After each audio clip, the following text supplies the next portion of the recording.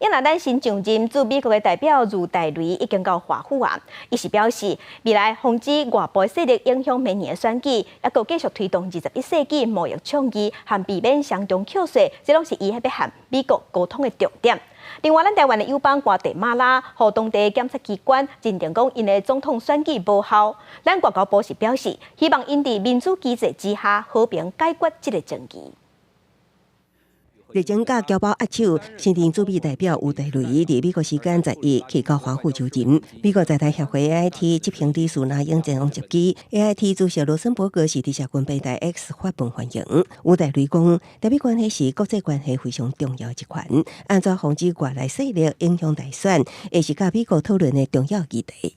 中国大陆对台湾打压从来没有停止过，中方透过透过这个军事威胁啦。通过积极胁迫啦，或者通过这个认知作战，想要影响台湾民众对这个情势的的发展。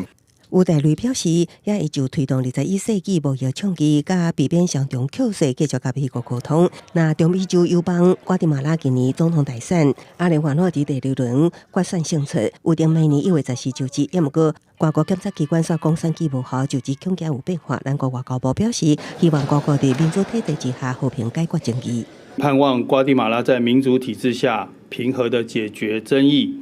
并持续依照宪法的规定时程，于明年1月14日顺利完成政权的移交。